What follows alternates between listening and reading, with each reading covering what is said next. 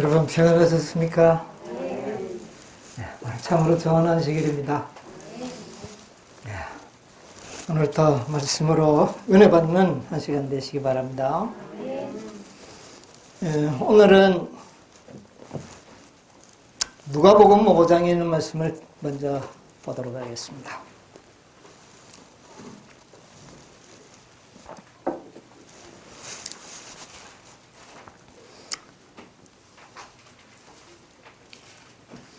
누가복음 5장이 1절로부터 있는 말씀을 제가 읽겠습니다. 무리가 오미하여 하나님의 말씀을 들을새 예수는 게네사렛 호숫가에 서서 호숫가에 두 배가 있는 것을 보시니 어부들은 배에서 나와서 그물을 씻는지라. 예수께서 한 배에 오르시니 그 배는 시몬의 배라. 육지에서 조금 뛰기를 청하시고 앉으사 배에서 무리를 가르치시더니 말씀을 마치시고 시몬에게 이르되 깊은 데로 가서 그물을 내려 고기를 잡으라. 시몬이 대답하여 가로되 선생이여 우리들이 밤이 맞도록 수고하였으되 얻은 것이 없지만은 말씀에 의지하여 내가 그물을 내리리이다. 그래한즉 고기를 내온 것이 심히 많아 그물이 찢어지는지라. 이에 다른 배에 있는 동물을 손짓하여 와서 도와달라니 저희가 와서 두 배의 채움에 잠기게 되었더라. 그 다음에 11절 저가 배들을 10절 세베대의 아들로서 시몬의 동업자인 야고보와 요한도 놀랐음이라. 예수께서 시몬에게 일러 가라사대 무서워 말라. 이제 후로는 내가 사람을 취하리라 하시니 저희가 배들을 육지에 대고 모든 것을 버려두고 예수를 쫓으니라. 11절 여기까지 왔습니다. 여러분 오늘 이 놀라운 표적의 이야기를 여러분 잘 아시죠? 또 제가 무슨 말을 하려는지 또 여러분이 짐작하실는지도 모르겠습니다. 너무나도 유명한 말씀이기 때문에 그렇습니다. 그러나 듣고 또 들어도 계속 솟아나는 진리의 샘물을 우리가 마시게 될 겁니다.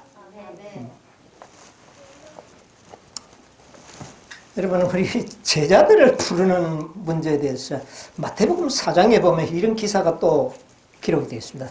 우리 마태복음 4장에 있는 말씀 하나 보겠습니다. 마태복음 4장 12절을 먼저 보겠습니다.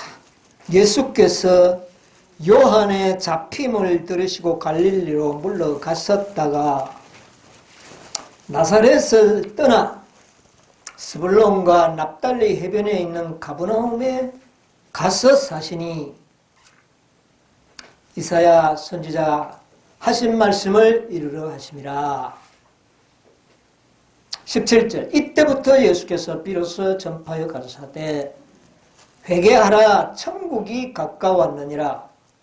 갈릴리 해변에 다니시다가 두 형제 곧 베드로라 하는 시몬과 그 형제 아들들에가 바다에 그물 던지는 것을 보시니 저희는 어부라. 말씀하시되 나를 따라오너라. 내가 너희를 사람을 낚는 어부가 되게 하리라 하시니. 여러분 여기에서 이제 좀 비교를 해보면서 때를 분별할 수 있는 그런 좀 분별력을 가지면 좋겠습니다. 아까 누가복음 5장에도 보니까 배를 육지에 대고 모든 것을 버려두고 예수를 어떻게 해요? 쫓았다. 누가요? 베드로, 안드레, 요한, 야고보 이런 중심 제자들이. 그리고 여기도 보니까 마태복음 4장에 보니까 자 너희가 나를 따라오라 하니까 그들이 어떻게 해요? 배도 버리고 그물도 버리고 다 버리고 예수님을 따라가라. 이렇게 이게 이제 제자들을 부르시는 그 역사적인 그 문제를 여기 기록하고 있는데 또 그 다음에 요한복음에 넘어가 보면 또 기록이 나옵니다. 요한복음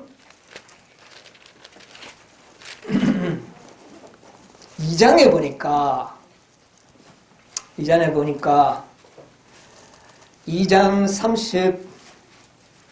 35절로부터 보면 또 이튿날 요한이 자기 제자 중 두 사람과 함께 섰다가 1장 36절 1장 36절 1장 35절 36절 또 이튿날 요한이 제자 중 두 사람과 함께 섰다가 예수의 다니심을 보고 말하되 보라 하나님의 어린 양이로다. 두 제자가 그 말을 듣고 예수를 쫓거늘. 그 다음에 44절 빌립이 안드레와 베드로와 한 동네 사람 벳세다라. 거기 기절 또 여기들 먼저 봐야 되겠네요. 40절 요한의 말을 듣고 예수를 쫓는 사람 중에 하나는 시몬 베드로의 형제 안드레라. 그가 먼저 자기 형제 시몬을 찾아 말하되 우리가 메시아를 만났다 하고 데리고 예수께 오니 예수께서 보시고 가로세되 내가 요한의 아들 시몬이니 장차 게바라 하리라 하시니라. 이튿날 예수께서 갈릴리로 가려 하시다가 빌립을 만나 이르시되 나를 쫓으라. 빌립은 안드레와 베드로와 한 동네 벳세다 사람이라. 빌립이 나다나엘을 찾아 이르되 모세가 율법에 기록하고 여러 선지자가 기록한 그를 우리가 만났으니 요셉의 아들 나사렛 예수라. 나다나엘이 가로되 나사렛에서 무슨 선한 것이 날 수 있느냐. 빌립이 가로되 와 보라. 자, 이렇게 해서 요한복음 1장에 보니까 이미 5명의 제자들이 선택을 받았습니다. 그랬죠? 근데 이때는 시기적으로 보면 언제냐면은 예수님이 침례를 받고 광야에서 40일 동안 시험을 받으신 이후에 이런 일이 일어났어요. 그러니까 천유월절이 이르기 전에 예수님의 메시아의 지난 안식일에 제가 말씀드렸지만은 공생애를 시작하는 6월절이 되기 이전에 준비 기간에 5명의 제자를 선택했죠. 그런데 마태복음 4장이나 누가복음 5장에 보면 시기가 또 전혀 다릅니다. 언제냐 하면은 첫째 6월절 지나고 두 번째 6월절 지나고 난 다음에 또 그들을 어떻게 했습니까? 고기 잡는 일에 실패하고 난 다음에 예수님께서 내는 나를 따라오라. 그러니까 그들이 뭐를 버려두고 배도 버려두고 다 그물도 버려두고 예수님을 쫓으니라. 그래서 우리가 얼핏 보면 이때 베드로가 제자로 선택함을 받은 것 같은데 사실은 1년 한 3, 4개월 전에 이미 베드로와 요한과 야고보 다 부름을 받았습니다. 그런데 왜 이때 부름을 받은 것처럼 이렇게 요한 외에 모든 제자들은 이때 비로소 제자들이 부름을 받은 것처럼 기록하고 있다고 말입니다. 아까 우리 마태복음에 보니까 누가 잡힌 후에 그랬습니까? 요한이 잡힌 후에. 요한이 언제 잡혔느냐 하면은 두 번째 6월절이 바로 되기 직전에 요한이 잡혔어요. 잡혀서 감옥에 들어갔고 그 다음에 두 번째 6월절을 예수님께서는 지내고 그 다음에 고기 잡으러 이 제자들이 갔어요. 그리고 난 다음에 예수님은 그들을 나를 따라오너라. 내가 너희를 사람 낚는 어부가 되게 하리라. 그렇게 불러서서 제자를 삼은 기록이 나와 있어요. 그래서 요한복음 1장과는 시간적인 차이가 약 1년 3, 4개월 시간적인 여유가 납니다. 이것을 우리가 구분하고 알고 있어야 됩니다. 여러분 과거에 구분을 안 하고 그냥 막 읽기만 하셨죠. 그러나 이것을 자세히 보면 약 1년 3, 4개월의 기간적인 차이가 난다는 겁니다. 그런데 처음에 불러서 제자가 되었을 때와 두 번째 제자가 되었을 때 이것은 차원이 다릅니다. 우리가 이것을 좀 우리가 알아야 되겠습니다. 그래서 우리는 이것을 왜 우리가 조금 생각하느냐면은 모든 것은 기한이 있고 때와 관계가 있다는 사실을 우리가 잘 염두에 두면서 앞으로는 이 진리를 연구해야 된다. 똑같은 진리지만 뭐에 따라서 차이가 있을 수 있습니까? 때에 따라서 차이가 있다. 똑같은 걸음을 했지만은 씨 뿌릴 때 했을 때의 그 걸음의 역할, 그 다음에 그것이 꽃이 피었을 때의 걸음의 역할이 어떻습니까? 다르듯이 우리는 똑같은 복음이지만 때에 따라서 역할은 어떻게 해요? 달라질 수가 있다고 합니다. 복음이 다른 겁니까? 때가. 그래서 범사에 기한이 있고 심을 때가 있고 언제 또 있다고요? 심어놓고 왜 뽑느냐고 그렇게 하면 안 됩니다. 심을 때가 있으면 뽑을 때도 있고 좋아할 때가 있으면 싫어할 때도 있고, 그래서 우리는 때를 분별할 줄 아는 남은 백성이 되었다. 때를 분별할 줄 아는 백성이 깨어 있는 백성이 될 수가 있겠다고 말했습니다. 자, 우리가 여기 이 제자들의 역사를 우리가 연구를 하면서 과연 내가 하나님의 참된 제자가 되었는가 한번 생각을 해봐야 된다. 첫 번째는 분명히 제자는 제자였어요. 그러나 사실은 참된 제자가 아직 아니었다는 것을 알게 됩니다. 우리가 시대의 소망에 보면 24장에 어떤 기록이 나와 있죠? 이는 이 예수가 바로 목수의 아들이 아니냐, 요셉의 아들이 아니냐, 이런 타이틀이 나와 있고, 25장에는요 해변에서의 부르심. 오늘 제가 이 해변에서의 부르심을 좀 말씀드리려고 하는데 25장은 조금 넘어가려고 합니다. 25장에도 큰 의미가 있지만은 좀 그런 의미보다는 이것을 좀 해변에서 부르심을 통해서 연구하는 것이 더 좋겠다고 생각을 해서 오늘은 해변에서 부르심에 대해서 24장을 넘어가시려고 하는 거죠. 그렇죠. 예. 25장의 해변에서 부르심. 이는 목수의 아들이 아니냐 하는 이 경험이 제자들로 하여금 결정적으로 예수님의 제자에서 제자됨을 포기하고 고기 잡으러 간 동기가 되었다고 말입니다. 이는 목수의 아들이 아니냐 하는 이런 경험이 없었더라면 아마 베드로나 요한, 야고보가 고기 잡으러 가자고 하지 않았다고 말입니다. 이 제자들에게 실망을 가져다 준 일이 원인을 오늘 연구해 보자는 것입니다. 여러분, 우리가 다 누구의 제자들입니까? 예수님의 우리도 다 제자들입니다. 그렇죠? 그런데 만약에 우리가 예수님에 대하여 실망하는 제자가 된다면 어떻게 될까요? 우리가 예수님에 대해서 실망한다면 제자로서의 자격이 있습니까? 자격이 없죠. 그래서 우리는 이 예수님이 왜 실망했는가, 이 제자들이 참 왜 실망했는가를 연구해서 우리는 실망하지 않는 참된 제자가 되어야 한다는 거예요. 그러니까 이 역사가 한 번만 있는 게 아니고 요한복음 21장에 보면 또 한 번 더 뭐가 됐다는 겁니다.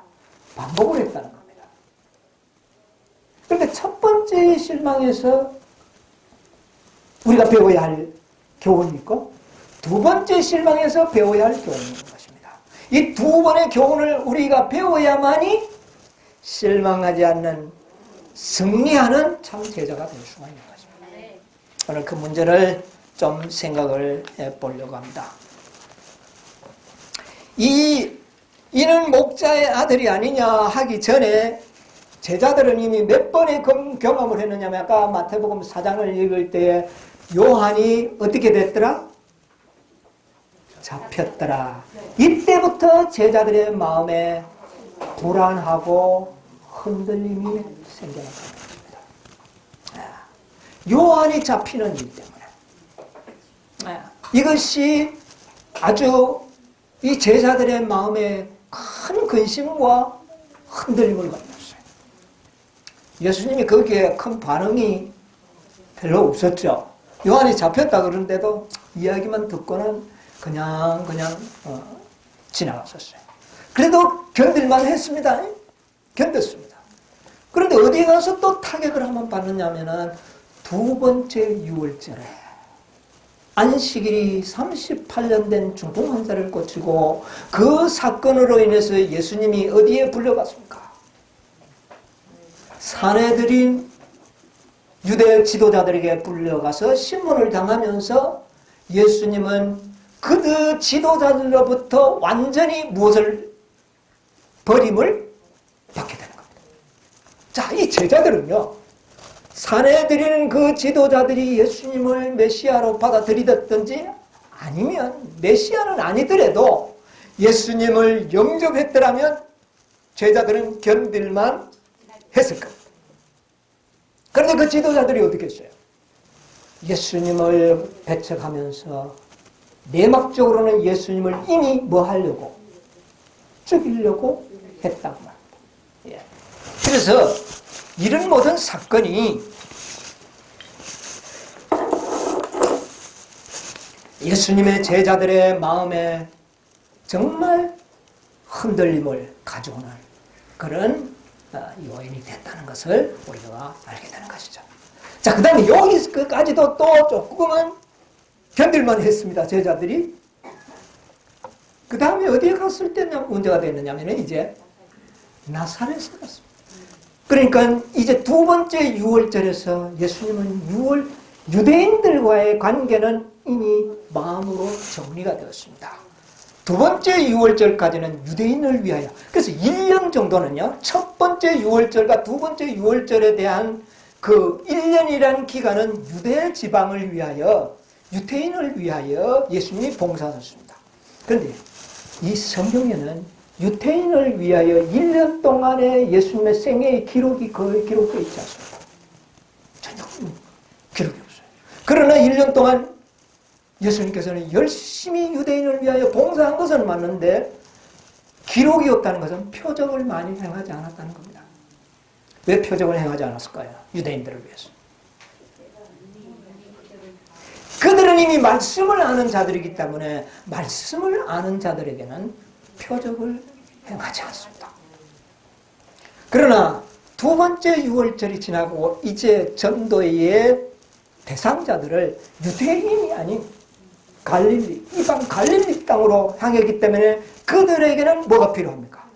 그래서 갈릴리 지방에서의 사역에서부터 예수님의 모든 표적이 기록된 것이 사복음서에 기록되기 시작했다고 말합니다. 이렇게 역사적인 배경을 우리가 좀 이해를 해야 된다. 그래서 갈릴리 지방에 오셔서 예수님께서는 제일 먼저 누구를 방문했어요? 나사렛, 자기 고향 사람들. 그들을 위하여 먼저 기회를 주기를 원했습니다. 그러니까 예수님께서도 매우 그 기회를 전하는 그 모든 생애를 보니까 순차적이죠. 먼저 유대인을 위하여, 그 다음에 또 먼저 고향 사람들, 자기 가까운 데서부터 먼저 기회를 전했다는 것을 알게 됩니다. 그래서 이 나사렛 사람들을 복음을 전하기 위하여 안식일에 회당에 섰을 때 문제입니다. 제자들은 그까지 잘 참았어요. 왔는데 이 나사렛의 사건은 이 제자들을 더 이상 견딜 수 없는 그런 큰 시련이 됐습니다. 나사렛 사람이 어떻게 했습니까? 이 목수의 아들이 아니냐. 그래서 급기야는 예수님을 끌고 산꼭대기에 올라가서 낭떠러지에서 밀어떨어져 예수님을 죽이려고 했습니다. 그 장면을 보고 난 제자들은 예수님에 대한 소망이 끊어져 버렸습니다. 아무도 믿는 사람이 없는 겁니다. 아무도 예수님의 기회를 영접하는 자가 없어요. 1년 동안 전했는데도 불구하고 결과가 하나도 없고 모든 지도자들이 다 그를 배척하고 그 사랑하는 동네, 고향 동네 사람들조차 그를 어떻게 해버립니까? 죽이려고 하는 것을 보고 제자들은 그만 실망을 해가지고 누가 예수를 믿느냐? 아무도 믿지 않지 않느냐? 그래서 우리 살기 위해서 어쩔 수 없이 우리는 다시 뭐 잡으러 가자? 본업으로 돌아가자. 그래서 실망해서 고기 잡으러 가자. 이게 역사적인 아주 배경입니다. 자, 우리가 이 목수의 아들이 아니냐 하는 그 장면을 잠시 보면은요, 왜 나사렛 사람들은 처음에 예수에 대해서 좋은 어떤 평가가 있었습니까? 왜? 자기 고향 사람이 1년 동안 유대나라에서 행하는 모든 소문이 들려올 때 보통 사람이 아니라는 것을 알았던 겁니다. 만약 이 예수가 메시아가 된다면 이 동네 사람들은 다 한 자리씩 꿰찰 수 있는 매우 유리한 조건에 있다는 계산이 그들에게는 깔려 있었습니다. 그래서 처음에는 예수가 뭐가 위대한 메시아이기를 원했습니다. 그래서 예수를 초청해서 회당의 설교 자리에 세워서 이사야의 글을 예수님께서 읽으셨습니다. 여러분, 그 내용이 그 목사의 아들이 아니냐, 거기에 내용의 모든 이야기들이 거기에 기록이 되어 있습니다. 이사야 61장의 말씀을 읽었어요. 그러니까 그 말씀이 얼마나 은혜가 되었는지 나사렛 사람들은 다 은혜를 충만하게 받았습니다. 그런데 나중에 그 말미에 뭐라고 예수님이 뭐라고 합니까? 이 말씀이 이미 응하였느니라. 그가 바로 누구다? 나로라. 이 말을 했을 때 그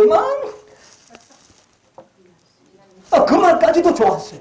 그 말까지도 좋았는데 무슨 말이 없었느냐면, 내가 이제 메시아가 되어서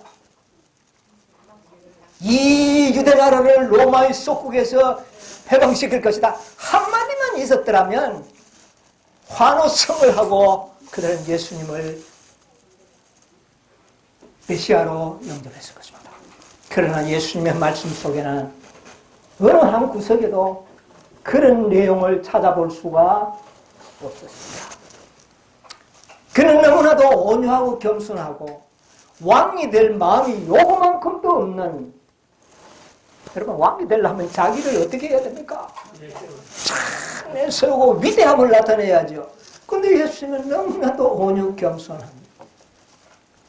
어린 양과 같은 그런 모습을 나타낼 때에 저자가 무슨 로마나에서 우리나라를 구속할 자냐, 이건 아니다.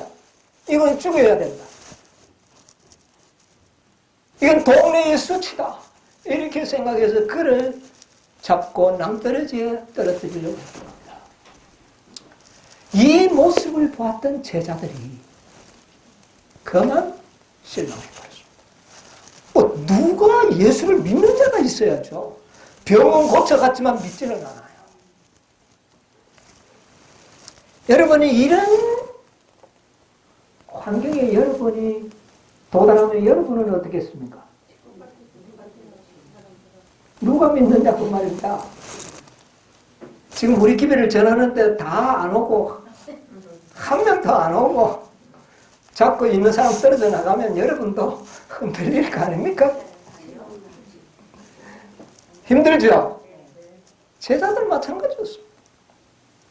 어느 한 사람, 그 자리에는 예수의 동생들도 있었고 누이들도 있었고 친척들도 있었는데 그들까지도 예수에 대해서 불신했습니다.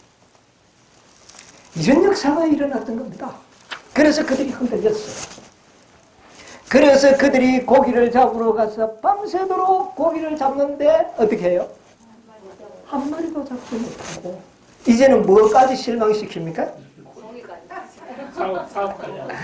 그동안 그렇게 잘 잡히던 고기 잡는 데는 베드로가 최고였어요. 나사렛에서 소문난 어부가 이 바로 베드로요, 요한이요, 이 형제들이었습니다. 그런데 한 마리도 못 잡고 빈 그물만 싣고 있는데 예수님이 오셨어요. 그 배를 좀 빌리자. 그래서 그 배 위에서 백성들을 가르치고 난 다음에 한 대낮이 되었을 때 이제 예수님께서 베드로를 보고 뭐라 그랬어요? 저 깊은 데로 가서 그물을 내려보라.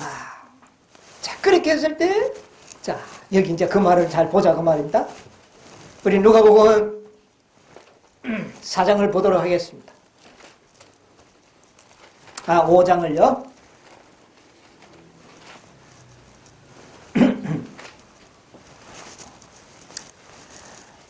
누가복음 5장 5절에 시몬이 대답하여 가로되, 예수님께서 깊은 데로 가서 그물을 어떻게 해요? 던지라, 고기를 잡으라. 그렇게 하니까 시몬이 가로되, 선생이요, 우리들이 어떻게 해요? 밤이 맞도록 수고를 하였을 때 얻은 것이 없지만은 어떻게 해요? 말씀에 의지하여 내가 그물을 내리리라 하고 그러한즉 고기를 애운 것이 심히 많아 그물이 어떻게 해요? 얼마나 잡혔는지 그물이 찢어지고 그것을 끄집어 올려서 배에 담았더니 어떻게 해요? 2배가 그냥 잠길 정도로 많이 잡아버렸습니다. 왜 이렇게 했겠습니까? 한 마리도 잡지 못했던 것도 누가 그렇게 했을까요? 예수님이 의도하신 거죠. 왜? 많이 잡게 하신 것이 예수님의 의도라면 한 마리도 못 잡게 한 것은 또 누구의 의도입니까? 예수님의 의도. 그러면 여기에서 이 사건을 통하여 예수님께서는 매우 중요한 진리를 가르치기 위한 목적이 있었다는 겁니다. 여러분, 이 모든 것들을 잘 연결해야 합니다. 그냥 뭐 잡은다 하니까 많이 잡았다 이렇게 지나가면 안 됩니다. 아, 예수님 고기도 잘 잡네 이렇게 하면 안 돼요. 중요한 진리가 있다는 거죠. 매우 중요한 진리. 그리고 난 다음에 베드로가 말하기를, 그걸 보고 난 다음에 그만 나는 어떻게 고백합니까? 나는 죄인이다. 네가 언제 뭐 죄인이라고 예수님께 한 적도 없고 책망한 적도 없는데 예수님, 베드로 스스로가 자신이 뭔 줄로요? 이상하게 그 사건을 통하여 베드로는 자신이 죄인임을 깨닫게 됩니다. 죄인. 여러분, 우리가 정말 죄인임을 깨닫게 되는 것이 얼마나 중요합니까? 믿음으로 말미암는 의 참된 제자가 되는 길의 가장 첫 번째 경험이 자신이 뭐인 줄 알아야 될까요? 남이 정죄해서 아는 겁니까? 아니에요. 자기 스스로가 나는 죄인이다. 이것을 깨닫는 게 얼마나 중요한지 몰라요. 이것이 참된 제자의 첫걸음이요. 이것이 구원의 첫 경험입니다. 내가 죄인이라. 이런 고백을 하게 됩니다. 그리고 난 다음에 예수님께서는 이렇게 말씀하십니다. 이는 저희와 죄인으로서이다. 세베대의 아들로서 이제 어떻게 해요? 나를 따라오너라 하니까 그들이 누구를 따라갑니까? 예수를 따라가니라. 이런 고백을 이제 하게 되는 거죠. 우리가 이 과정에서 우리가 조금 세우는데 여기서 그들을 보고 어디에 가서 그물을 던지라 그랬어요? 깊은 데로 가서 던지라. 깊은 데 가서 던지라고 그랬어요. 여러분, 깊은 데가 뭘까요? 여러분, 깊은 데 가서 그물을 던져야 됩니다. 그 다음에 이쪽 예수님의 그 말씀 속에 의미를 주는 말씀이 10절에 자 보세요.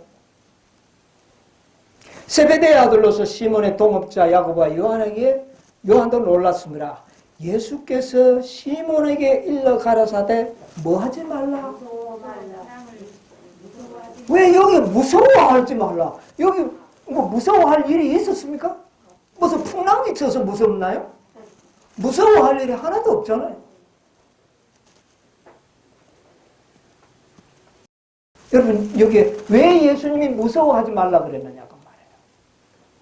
여러분, 이 말에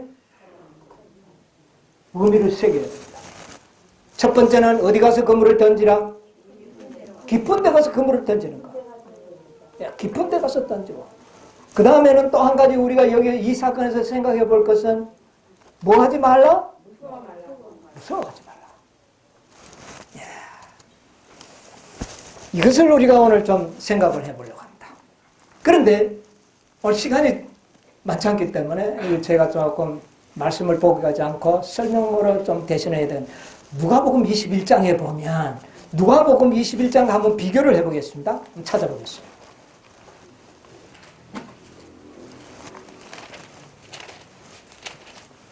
누가복음 21장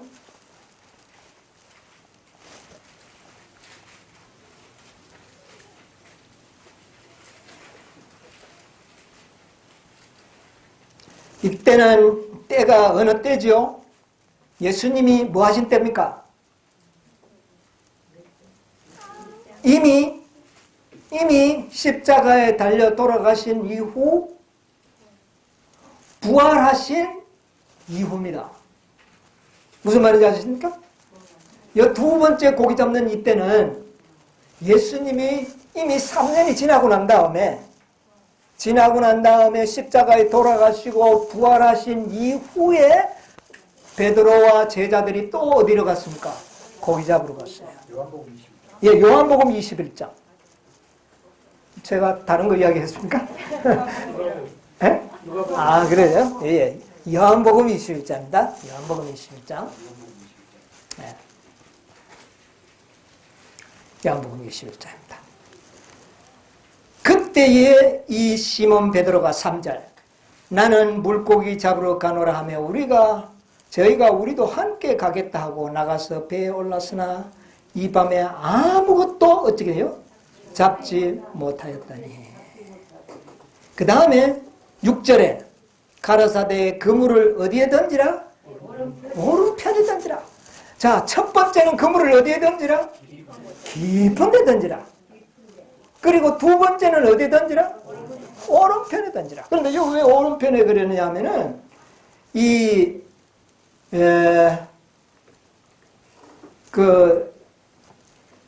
두 번째 잡을 때는 이 바닷가에서 얼마 멀지 않았습니다. 8절 보세요. 다른 제자들이 육지에서 산 거가 불과 한 얼마 되었다고요? 50간밖에 떨어지지 않은 바닷가에서. 50간이면 얼마냐면은 200규빗입니다.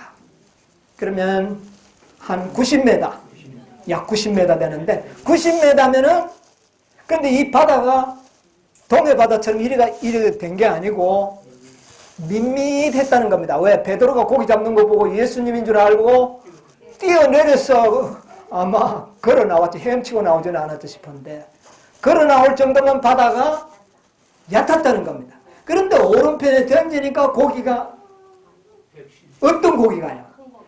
여러분, 큰 고기가 얕은 물에 있습니까? 참 이상하죠. 얕은 물에 그물을 던졌는데 그것도 한 마리도 아니고 몇 마리를요?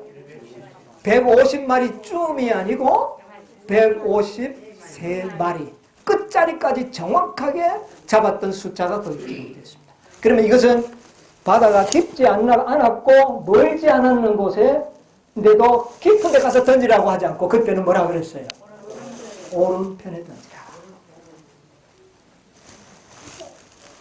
이번에 우리들이 발표한 이 전도 책자에 이것을 우리는 헤일 수 없는 무리의 첫 번째 경험을 적용을 했고 두 번째 경험을 14만 4천년의 경험을 적용하니까 잘도 끼워 맞췄다. 그렇게 평가를 하는 분들이 있어요.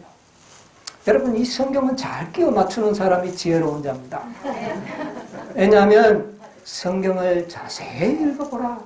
여기서 조금 저기서 조금 하는도다. 그러니까 잘 끼워 맞추면은 복 있는 자죠. 잘 끼워 맞춰야 됩니다. 그래서 이것을 좀 더 우리가 깊이 연구를 하면 이것이 얼마나 참된 진리인지를 우리가 깨닫게 되는 것입니다.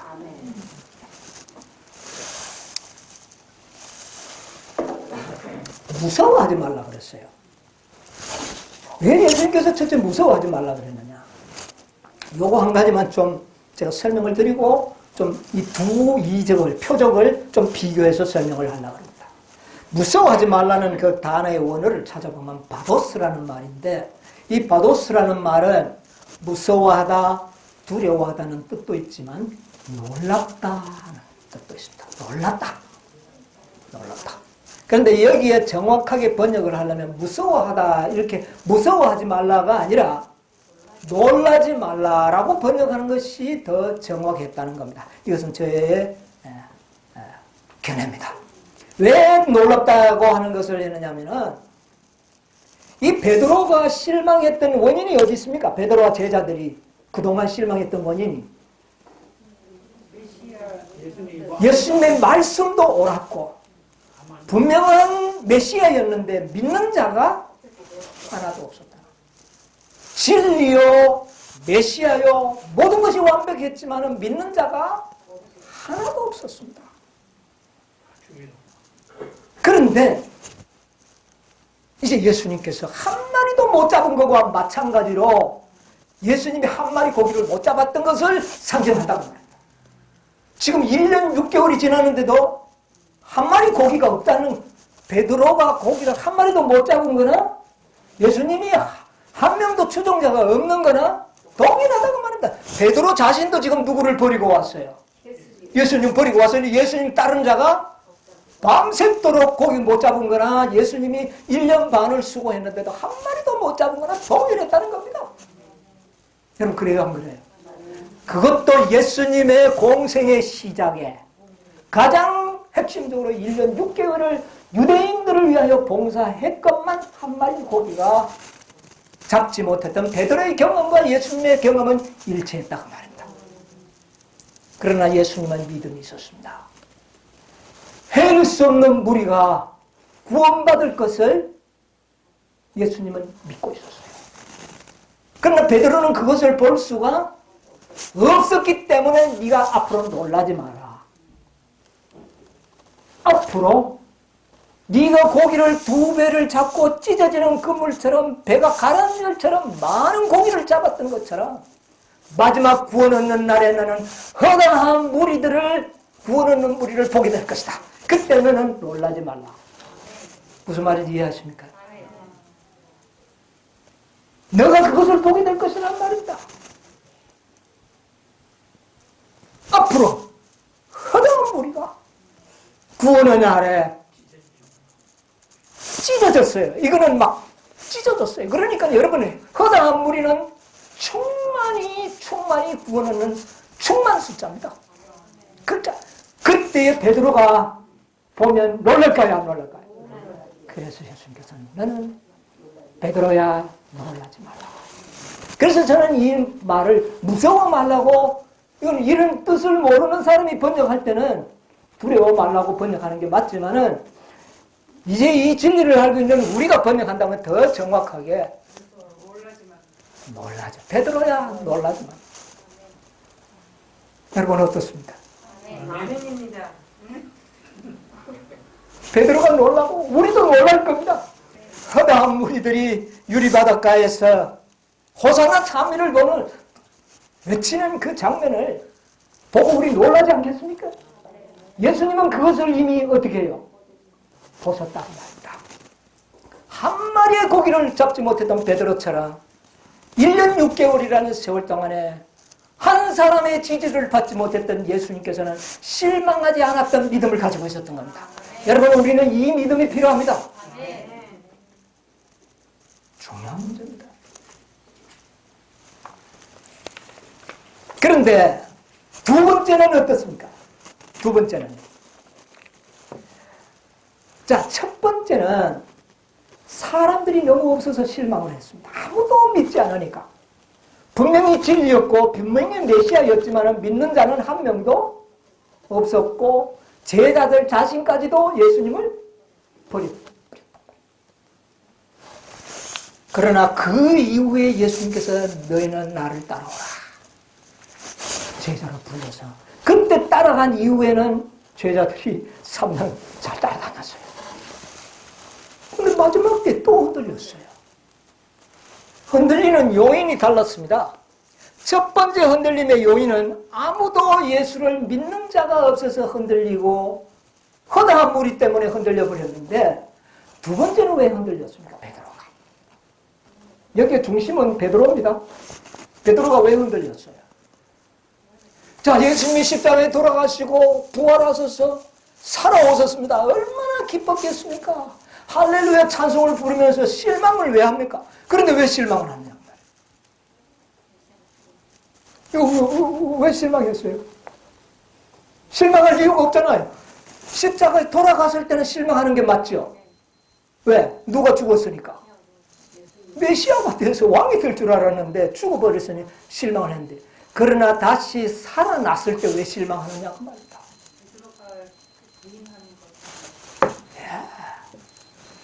베드로가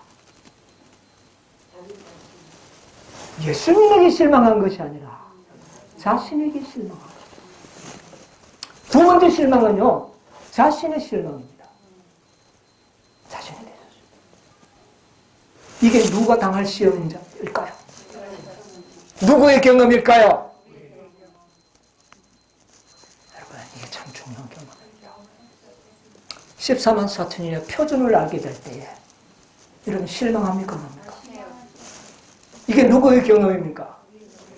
베드로의 경험이었고 우리의 경험이죠. 첫 번째의 실망과는 전혀 원인이 전혀 다 다르죠. 그때는 예수님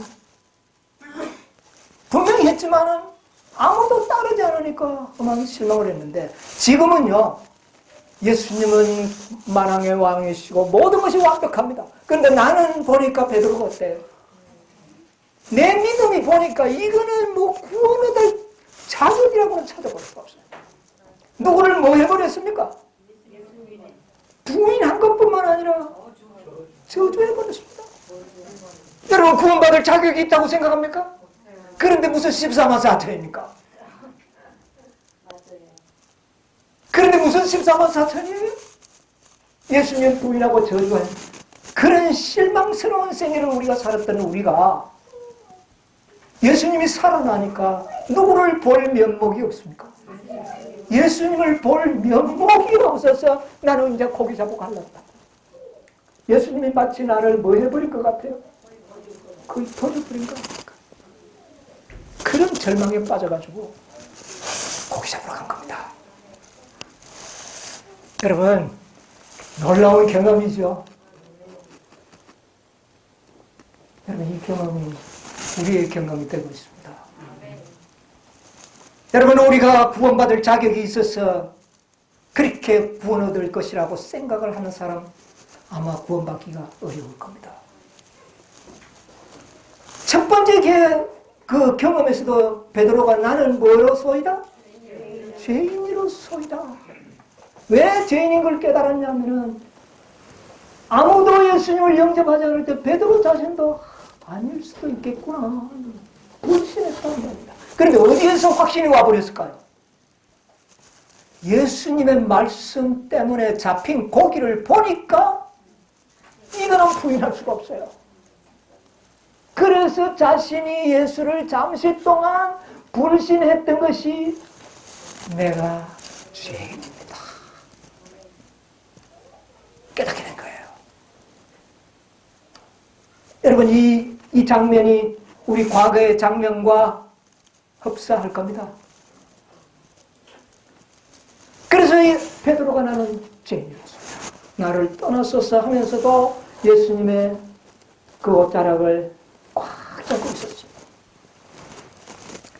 그래서 이 두 가지의 이유가, 실망한 이유가 분명히 달랐습니다. 실망하는 이유가 달랐고, 그 다음에 예수님께서 그 두 번의 이적을 행하신 목적도 조금 다릅니다. 첫째는 이들에게 제자들이 되려고 하면 말씀만을 믿는 믿음을 가져야 합니다. 숫자를 보거나 따르는 사람들의 명망을 보거나 또는 어떤 다른 것에 어떤 믿음의 근거를 세우고 있다면 그는 반드시 뭐 할 수밖에 없습니까? 실망할 수밖에 없습니다. 그러나 뭐를 믿는 믿음이라면 말씀만을 믿는 믿음이라고 믿으라면 실망하지 않을 것이라는 것을 제자들에게 가르쳐 주는 거죠. 여러분이요, 우리의 구원도 어떤 믿음이 있을 때 가능합니까? 예, 내 행위를 보면 실망스럽고 형제들을 봐도 실망스럽고 다 실망스러운데 뭐를 보면? 말씀을 보면 확신합니다. 그래서 우리는 구원도 말씀을 보므로 확신하고 우리가 성화되는 것도 말씀을 보므로 확신한 것이고 우리가 온전하게 되는 것도 무엇을 통해서만이?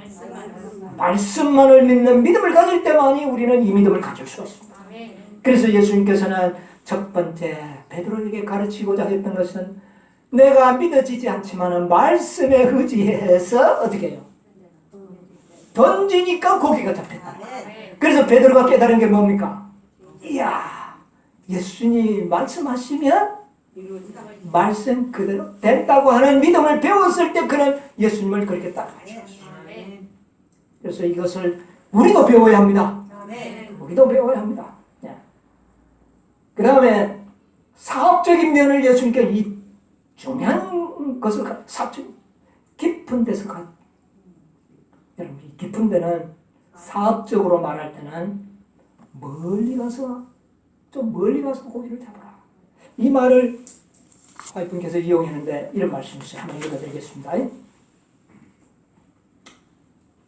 시대소망 810이 아니고 이건 전도법 59페이지 60페이지가 보면 이런 말씀이 있습니다. 진리를 전파하는 것이 저들의 의무라고 생각을 하면서도 감히 해변에서 멀리 떨어져 나가지 못하는 사람들이 있으며 저들은 고기를 낚지 못한다. 또한 저들은 교회들만을 찾아가기를 선택하였으며 같은 지역에 반복해서 다닐 뿐이다. 저들은 상당한 시간수와 즐거운 방문에 대한 보고를 하지만 저들의 방법을 통하여 진리를 깨달은 영혼들은 찾아볼 수 없다. 가까운 데 늘 갔던 데만 가가지고 이미 거절했던 자만 자꾸 찾아가서 쪼오지 말라는 겁니다. 이러한 목사들은 해변가에 너무 가까이 배를 대고 있다. 너무 가까이서만 잡고 가까이서는 없고 고고기들밖에 더 있겠어요. 저들은 좀 더 깊은 물에 들어가서 고기가 있는 곳에 그물을 던져야 한다. 이것은 사업의 방향입니다. 허다한 무리는요, 온 세상에 가서 전해야 되는 겁니다. 온 세상이 전도의 밭이에요. 왜? 어디든지 허다한 무리는 다 구원받아야 됩니다. 이게 놀라운 겁니다. 우리의 지혜를 주는 거예요. 갔던 사람, 안 되는 사람 자꾸 찾아, 물론 그런 기회는 해야 되겠지만 그런 사람들을 아닌 새로운 영혼들을 만나기 위하여 더 멀리 가야 하는 겁니다. 그래서 이것은 외방성교의 중요성을 가르쳐준 거예요. 사도 바울이 자꾸 어디만 있으려고 그랬습니까? 예루살렘과 유대인들만을 위해 봉사하려고 할 때 예수님께서는 계시를 통하여 거기만 있지 말고 너는 이방으로 가라. 이게 바로 먼 곳으로 가라. 고기 잡으라는 겁니다. 깊은 데 가서 잡으라는 겁니다. 그런데 두 번째 이적은요. 두 번째 이적은 멀리 가라고 하지 않고 아주 가까운 데 있었는데 어디에 던지라? 오른편에 던지라. 여러분요, 이 14만 4천인들은 멀리 가서 구하는 게 아닙니다. 가까운 곳입니다. 우리의 가장 가까운 곳이 어디입니까? 세천사의 기회를 믿고 있는 자들, 그들에게 복음을 전하라. 가까이 있는 자들입니다. 아주 같은. 그런데 거기에 무슨 고기가 있다? 큰 고기가 있다. 멀리 가라고 하지 않았어요. 오른편에 던져. 그럼 그 오른편은 뭐냐? 믿음의 편이라. 여러분, 가까이입니다. 14만 4천인이 되는 것이 특별한 것이 아닙니다. 믿으라는 것입니다. 믿으라는 것입니다. 14만 4천인이 믿음으로 되는 것입니다. 믿으라는, 내가 어떻게 온전하게 되느냐 그 말이에요. 베드로가 지금 뭐를 느낀 겁니까? 나는 이거 틀려먹었다 이제. 자기 자신이 실망한 것처럼 많은 사람들이 14만 4천 난 실망. 나는 안 돼. 왜? 자신의 생애를 돌아보니 막 허물투성이에요. 그러므로 많은 사람들이 뭐 할 수밖에 없습니까? 실망할 수밖에 없는 자들에게 용기와 희망을 주라는 겁니다. 믿음을 주라는 겁니다. 여러분 오늘날 많은 재림 교인들이 14만 4천인을 거의 포기하고 있습니다. 왜? 자기 생애를 돌아보니 실망스러워. 베드로처럼 여러분 두 번의 이 고기잡이의 역사가 허다한 우리의 경험과 14만 4천인의 경험을 보여줍니까? 안 보여줍니까? 정확하게 보여줍니다. 허다한 우리의 실망 때의 경험과 이때의 경험은 전혀 다른 거예요. 오늘 많은 사람들이 14만 4천인의 그 온전한 품성을 깨닫고 난 다음에는 전부 베드로처럼 뭐 합니까? 실망합니다. 포기하고 있어요. 어디에나 들어갔으면 좋겠다. 허다한 우리에 들어갔어요. 그런 자들에게 어디에 그물을 던지라? 믿음으로 하라. 믿음으로 들어가라 그 말입니다. 믿음으로. 여러분 이게 놀라운 진리 아닙니까? 두 경험이 나타납니까? 안 나타납니까? 먼 곳입니까? 가까운 곳이에요. 베드로가 뛰어내려서 걸어올 정도로 얕은 물이고 가까운 거리입니다. 100m도 안 되는 거리예요. 그 안에서 무슨 고기를 잡을 수 있다? 큰 고기. 몇 마리? 153마리. 성소 진리를 가르쳐주는 대속죄의 진리를 가르쳐주는 지성소의 장소를 가르쳐주는 그곳에서 뭐를 낚을 수 있다? 큰 고기를 잡을 수 있다. 여러분 우리의 고기는 저 먼 곳에 타고 다니는 게 아니고 가까운 곳에서 잡아야 합니다. 1888년에 미국에서만 잡혔더라면 이미 예수님은 어디에 왔었다? 그러나 허다한 무리는요 미국에서만 해서는 안 됩니다. 전 세계가 돼야 됩니다. 깊은 물에 다가야 돼요. 그러나 14만 4천 무리는 전 세계에 가지 않아도 됩니다. 어느 한 나라에서도 뭐만 되면 숫자만 차면 오신다는 거예요. 그게 확정이 됐지 않습니까? 왜? 1888년에 이 기별을 받아들였더라면 이미 예수님은 어떻게 해요? 오셨을 거다. 그때 우리 중국과 뭐 한국 같은 데는 셋째 천하의 기별도 몰랐어요. 그러나 거기서만 잡혀도 끝낼 수가 있었다고 말이에요. 그러므로 여러분이요 우리는 깊은 곳에 찾아갈 필요가 없어요. 너무나도 중요하지 않습니까? 우리의 모든 일거수일투족을 정확하게 보여주는 진리들입니다. 그런데 첫 번째는 그물이 찢어졌습니다. 그런데 두 번째는 그물이 찢어지지 않더라고 기록을 남겨놨습니다. 중요하죠? 첫 번째는 땡기니까 그물이 어떻게 했어요? 찢어졌는데 두 번째는 큰 고기 153마리를 잡아서 땡길 수가 없을 정도로 무거웠지만 그물이 찢어지지 않더라. 찢어지지 않는다는 말은 정확한 수요라. 찢어져가 한 마리 튕겨나가 버리면 정확한 수요가 됩니까? 안 되잖아요. 정확한 수요였다 하는 것을 여기서 보여주는 겁니다. 저는 이걸 깨닫고 막 확신이 막 여러분 얼마나 잘 끼워 맞췄습니까? 이게 억지입니까? 왜 첫 번째는 찢어져? 좀 찢어나가도 괜찮아. 왜? 무슨 수요니까?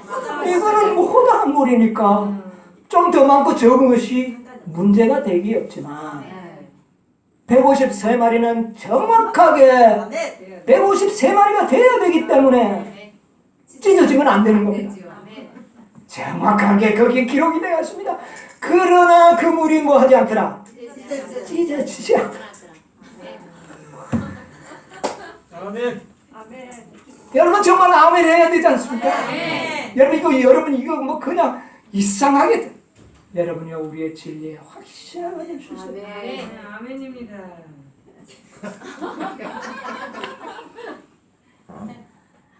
첫 번째 경험에는 베드로가 하는 말이 나는 죄인으로서이다. 나를 떠나소서 했어요.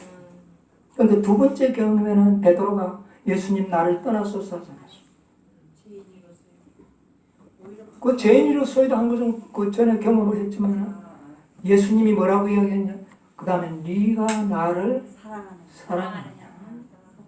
여러분 중요한 질문이다. 두 번째 경험은 정말 예수를 사랑하는 자들입니다. 아멘. 너희가 나를 사랑하면, 내 양을 믿으라. 너희가 나를 사랑하면 내 계명을 지키리라. 여러분, 이 마지막 14만 4천인들의 특성이 뭔지 압니까?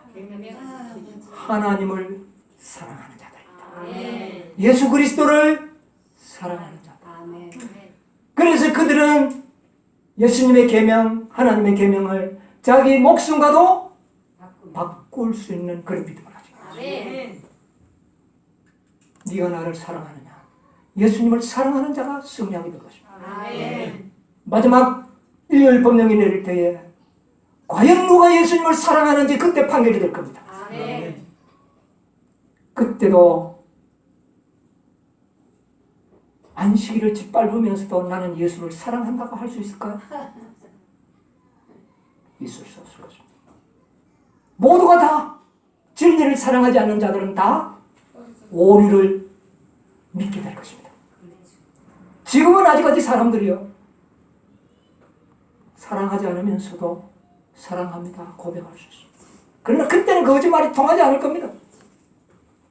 네가 나를 사랑하느냐? 3번이나 예수님께서 제자들에게 다짐을 했습니다.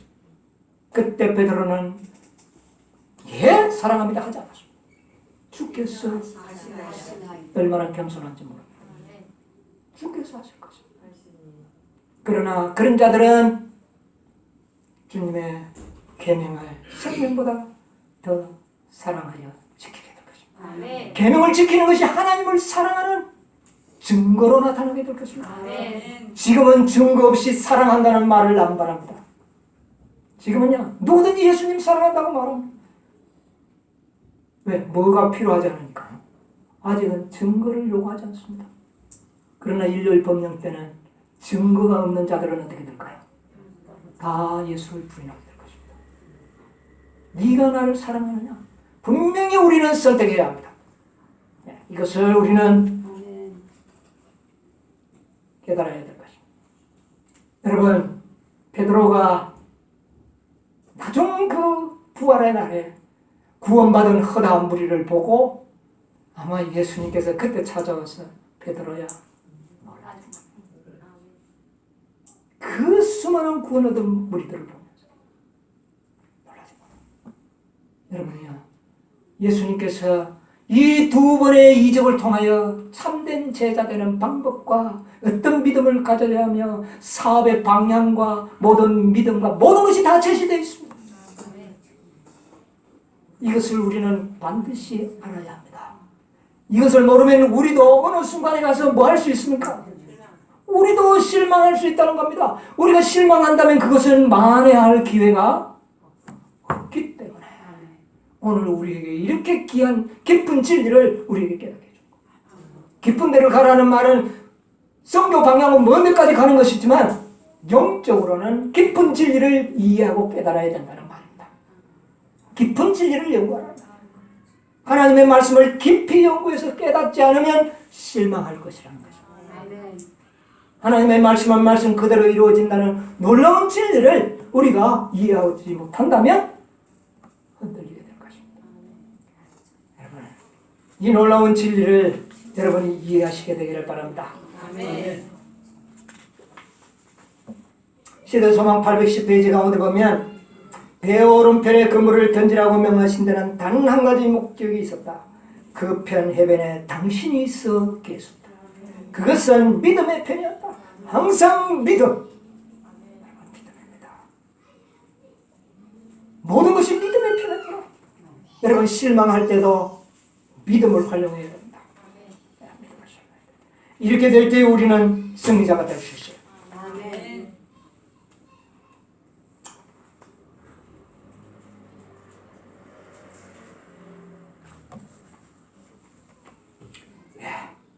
이제 이 모든